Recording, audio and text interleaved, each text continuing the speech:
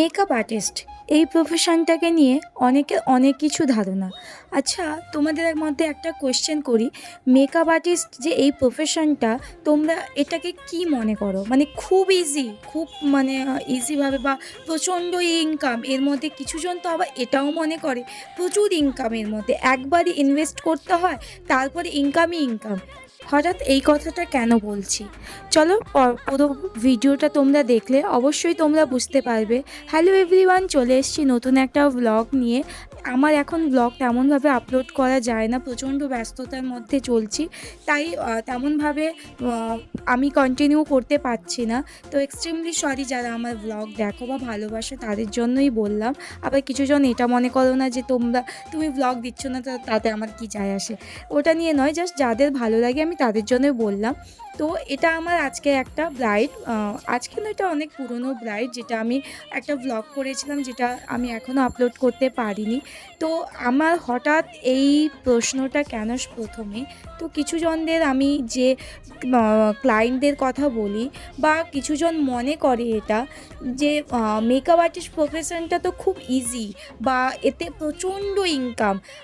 যখন আমরা একটা চার্জ বলি, তখন ওই চার্জটা ওরা শুনলেই তখন এত টাকা, এত টাকা কী বা করো, সামান্য তো একটু ওই ফাউন্ডেশন দাও, বা ওনাদের কথা মতো আটা ময়দা লেপে দাও, এটাই হচ্ছে ব্যাপার। আচ্ছা, মেকআপ আর্টিস্টটা কি একটা কোর্স করার সাথে সাথেই কি মেকআপ আর্টিস্ট হয়ে যাওয়া যায়? এটাই কি তোমাদের মনে হয়? বা কিছু প্রোডাক্টস কিনলেই কি মেকআপ আর্টিস্ট হয়ে যায়?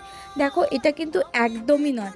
এই মেকআপ আর্টিস্ট কোর্স করার সাথে যে এক্সপিরিয়েন্স বা যেটা প্র্যাকটিস করতে হয়, আমাদের প্রতিনিয়ত প্র্যাকটিস করে যেতে হবে, এবং প্রতিনিয়ত আপডেট হওয়ার জন্য আমাদের বাইরে বাইরে গিয়ে আমাদের বিভিন্ন বিভিন্ন প্রোডাক্টসের সাথে আমাদেরকে কাজ করতে হয়। তো আমার কথা হচ্ছে যে আমরা যে চার্জটা আমরা চাই বা এ করি, নিশ্চয় অতিরিক্ত চাই না। আর আমার কথা যদি আমি বলি, আমার ব্যক্তিগত এক্সপিরিয়েন্সড হিসেবে বলি, আমি যে এরিয়ায় আমি কাজ করি, তো এই এরিয়ার উপর আমি মানে খুবই নিম্নমানের আমি চার্জ নিই, যতটুকু না হয়। তারপরেও কিছু কিছু ক্লায়েন্টদের বাড়িতে তো আমি এটাও দেখি, খাসির মাংস খাওয়ানোর জন্য টাকা আছে, কিন্তু একটা মেকআপ চার্জ পে করার জন্য ওনাদের কাছে টাকা নেই। দেখো, শুনতে হয়তো খারাপ লাগবে, আমার আপকামিং ব্রাইডদের উদ্দেশ্যে আমি কিন্তু কথাটা বলছি না, আমি সবার কিছু কিছু মেনশন করছি, যে কিছু কিছু ক্লায়েন্টের কথা আমি বলছি। আমাদের কন্টিনিউ কতক্ষণ দাঁড়িয়ে থাকতে হয়, এবং গ্রামের দিকে মেয়েদের যে একটা সামান্য ঘরটুকুও ছাড়া যায় না, ওর মধ্যে সমস্ত প্রোডাক্টস রেখে সব কিছুটা ম্যানেজ করে হঠাৎ করে রুমের মধ্যে এতজন ভিড়ভাট্টার মধ্যে হাতটাকে নর্মালভাবে বা নিজে নর্মালভাবে থেকে একটা যে মেকআপ করা, বা ওই আর্টটাকে তুলে ধরা, এটা কিন্তু এক্সপিরিয়েন্স ছাড়া করতে পারবে না, এটা বারবার বলে রাখি। নতুন জাস্ট শিখে গেছি আর করে দেব, ওইটা কিন্তু নয়। বাইরে যখন আমরা কাজ করতে যাই, প্রচণ্ড ধাক্কা খেয়ে খেয়ে এরকম কাজে আমাদের কাজটাকে আপডেট করতে হয়। তাই মেকআপ আর্টিস্ট এই যে কথাটা, বা এই মেকআপ আর্টিস্টরা এত টাকা চার্জ করে, এটা কিন্তু একদম তোমরা বলো না। বিশেষ করে যারা মেকআপ আর্টিস্টকে বুক করতে আসবে তারপরে এই কথাগুলো বলবে, এটা কিন্তু শুনতে ভালো লাগে না। আমি আমার পার্সোনাল কথা বললাম, যে আমি আমার পার্সোনাল যে বা আমার যে মেকআপ চার্জটা খুবই সাধারণ রাখি, যেটা প্রায় মানে মিনিমাম মধ্যবিত্ত থেকে এর মধ্যে সবারই বাজেটে আসতে পারে। বাকি কিছুজন আছে যেটা মানে এত কম দামের মধ্যে করে দেয়, বা মার্কেটিংটা খারাপ করে তুলছে, ওদের কথা আমি যাচ্ছি না। আমি ক্লায়েন্টদের, তোমরা যদি মনে করো মেকআপ করবে, বা মেকআপ কী জিনিসটা তোমরা যদি বোঝো, তাহলে অবশ্যই তোমরা কিন্তু বার্গেনিংটা করবে না, এইটাই বারবার বলছি।